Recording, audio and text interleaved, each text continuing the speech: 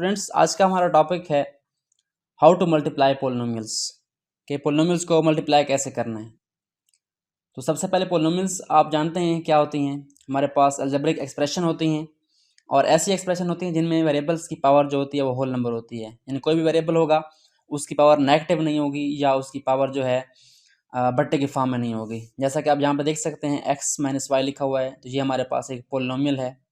तो इसमें x की पावर क्या है लिखी हुई नहीं है, इसकी x की पावर 1 है, इधर y की पावर 1 है और यहाँ पे x की पावर 1 है, y की पावर भी 1 है। तो ये सारी पावर्स हमारे पास क्या है, होल नंबर्स हैं। तो ये हमारे पास पोलिनोमियल्स बन जाती हैं। सिंपल वर्ड में अलजेब्रिक एक्सप्रेशन ही होते हैं, बस पावर्स का रोल है। यहाँ पे पावर पॉजिटिव होती हैं, होल नंबर होती हैं। तो इनको हमने एडिशन और सब्ट्रैक्शन देख ली थी, आज देखेंगे मल्टीप्लाई कैसे करना है। तो बड़ा ही बेसिक टॉपिक है अलजेब्रा का। तो आज हम क्या करेंगे, बिल्कुल सिंपल से स्टार्ट करेंगे। फॉर एग्जाम्पल हमारे पास क्या है 2x है, हमने क्या करना है इसको मल्टीप्लाई करना है 3x के साथ। तो ये हमारे पास सिंगल टर्म पोलिनोमियल है, इसको मोनोमियल कहते हैं। अगर ये आपको मल्टीप्लाई करना आता है तो आप बड़े क्वेश्चन भी कर सकते हैं। तो आप सीख लें मेथड कैसे करना है। यहाँ पर अगर आप देखें तो हमारे पास जो है साइन यहाँ पे लिखा हुआ नहीं है, इसका मतलब इसका साइन प्लस है, इसका भी क्या है प्लस है। तो पहला काम हमने क्या करना है, जब दो टर्म्स को मल्टीप्लाई करना है तो साइन डिसाइड करना है। प्लस प्लस आप जानते हैं प्लस होता है, तो यहाँ पे हमारे पास क्या आएगा, पॉजिटिव आएगा, नेगेटिव साइन नहीं आएगा। उसके बाद आपने क्या करना है, कोएफिशिएंट को मल्टीप्लाई करना है। कोएफिशिएंट कौन से होते हैं, जो हमारे पास वेरिएबल के साथ मल्टीप्लाई हो रहे होते हैं, स्टार्ट में होते हैं। यहाँ पे कोएफिशिएंट 2 है, यहाँ पे 3 है। तो आपने क्या करना है, सबसे पहले ब्रैकेट लगा लें आप। सिंपली 2 को मल्टीप्लाई करेंगे इसके साथ 3 के साथ। तो 2 को मल्टीप्लाई करेंगे 3 के साथ, लिख दें फिलहाल। उसके बाद आपने क्या करना है, थर्ड स्टेप पे जाना है वेरिएबल्स पे। यानी फर्स्ट में सिंबल हमारे पास प्लस आएगी, ना भी लिखें तो मसला नहीं है। सेकंड पे हमारे पास जो कोएफिशिएंट है वो मल्टीप्लाई होंगे और थर्ड पे जो हमारे पास वेरिएबल है वो मल्टीप्लाई होंगे। थर्ड पे आपने क्या करना है, x को मल्टीप्लाई करना है x के साथ। तो ये हमारे पास सिंपल स्टेप है। बेसिकली आपने 3 स्टेप्स को फॉलो करना है। सबसे पहले साइन, उसके बाद कोएफिशिएंट को मल्टीप्लाई करना है और उसके बाद वेरिएबल्स को मल्टीप्लाई करना है। तो साइन तो प्लस है, ना भी लिखें। 2 3 6 होता है, तो 6 आ जाएगा। और x को मल्टीप्लाई करना है x के साथ। तो आपने जो है रूल पढ़ा होगा पावर्स का, एक्सपोनेंट का। जब सेम वेरिएबल मल्टीप्लाई हो रहे हों और उनके बेस सेम हो तो हम क्या करते हैं, पावर्स को क्या करते हैं, ऐड कर देते हैं। पावर यहाँ पे देखें लिखी हुई नहीं थी, मैंने लिख दिया यहाँ पे, इसकी 1 है, इसकी भी 1 है। पावर्स और भी हो सकती हैं, 2 3 हो सकती है। तो हमारे पास क्या आ जाएगा, बेस तो वही रहती है, जो रूल है हमारे पास, पावर्स क्या हो जाती हैं, ऐड हो जाती हैं। तो हमने क्या करना है, पावर्स ऐड कर देनी है, 1 + 1 कर देंगे हम। या डायरेक्ट भी आप क्या कर सकते हैं, यहाँ पे 2 राइट कर सकते हैं। तो हमारे पास जो इसका आंसर आएगा मल्टीप्लिकेशन का वो क्या आएगा, 6x²। तो इस तरह आपने क्या करना है, अगर यहाँ पे x की पावर मैं क्या बढ़ा दूँ, यहाँ पे 2 लिख दूँ, तो यहाँ पे क्या आ जाएगा, हमारे पास 2 आ जाएगा। तो 1 + 2 क्या हो जाएगा हमारे पास, वो 3 हो जाएगा। तो इस तरह से आपने देखना है। मेन रूल आपने याद रखना है कि मेन रूल कौन सा है। 3 चीज़ें हमारे पास, पहले सिंबल है, उसके बाद कोएफिशिएंट, उसके बाद वेरिएबल्स। आई होप सो आपको यहाँ तक क्लियर हो गया होगा। अब चलते हैं हम अपने मेन क्वेश्चन की तरफ, जो हमारा मेन क्वेश्चन है। तो हमारा मेन क्वेश्चन कौन सा है, x - y multiplied by 2x + 3y। तो आपने क्या करना है, यहाँ पे 2 टर्म्स है, यहाँ पे क्या है, 2 टर्म्स हैं। तो काम वही करना है, पहले आपने फर्स्ट टर्म को अगली 2 टर्म से मल्टीप्लाई करना है। तो फर्स्ट टर्म कौन सी, x है इधर लेफ्ट साइड पे, तो x को मल्टीप्लाई करना है इसके साथ भी और इसके साथ भी। तो बेहतर ये है कि हम क्या करते हैं, इसको बाहर लिख लेते हैं पहले। तो आपने x लिखना है और ब्रैकेट जो अगली है हमारी सारी की सारी यहाँ पर मल्टीप्लाई हो जाएगी। उसके बाद आपने इसका साइन देखना है, माइनस है, तो यहाँ पे हमारे पास माइनस आ जाएगा, क्योंकि यहाँ प्लस है तो माइनस प्लस क्या होता है, माइनस होता है। तो y हमारे पास है, y को लिखेंगे तो y हमारा यहाँ पे आ जाएगा और जो अगली ब्रैकेट है वो सारी y से मल्टीप्लाई हो जाएगी। एक ये मेथड है सिंपल सा। उसके बाद आपने क्या करना है, x को मल्टीप्लाई करना है 2x के साथ, फिर 3y के साथ, और y को मल्टीप्लाई करना है 2x के साथ, फिर 3y के साथ। तो x को मल्टीप्लाई करना है 2x के साथ, पहले क्या करेंगे, आप लिखेंगे x × 2x, ये यहाँ पे आ जाएगा हमारे पास, और फिर प्लस का साइन आएगा क्योंकि यहाँ प्लस है, यहाँ प्लस है। तो x को मल्टीप्लाई करें, पहले प्लस लिख लें, उसके बाद x को मल्टीप्लाई करें 3y के साथ, तो x × 3y।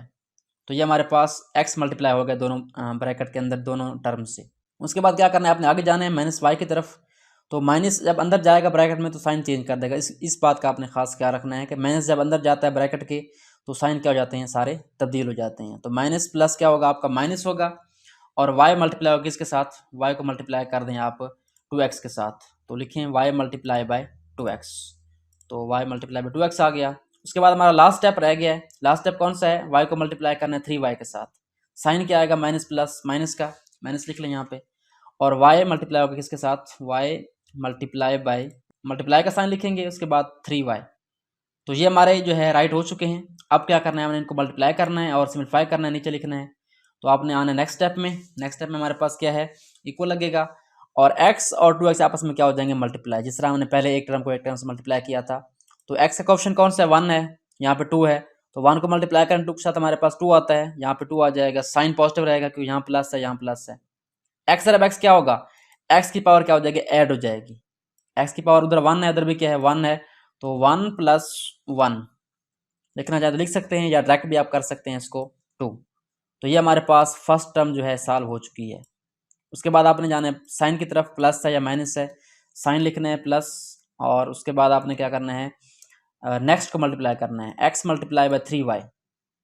तो x मल्टीप्लाई बाई 3y, यहाँ पे कोएफिशिएंट x का 1 है, तो 1 ज़रब 3 क्या होगा, 3 होगा, और x ज़रब y।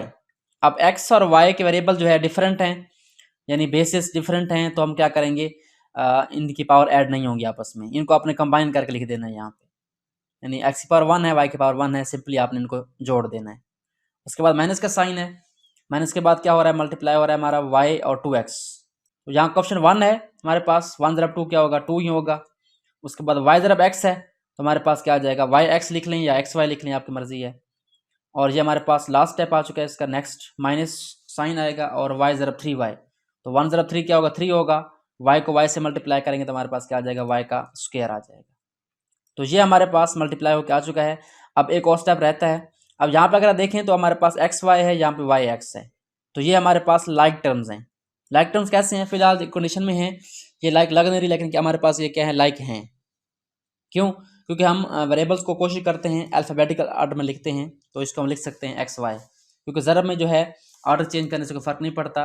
तो हमारे पास आंसर क्या आ जाएगा, 2x² तो एस आएगा हमारे पास, ये एस आ गया। उसके बाद ये आपस में क्या हो जाएंगी, सॉल्व हो जाएंगी। सॉल्व कैसे होंगी, उसके बाद आप रूल जानते हैं, प्लस माइनस क्या होता है, माइनस होता है। आपने क्या करना है, बड़े में से छोटे को निकाल लेना है।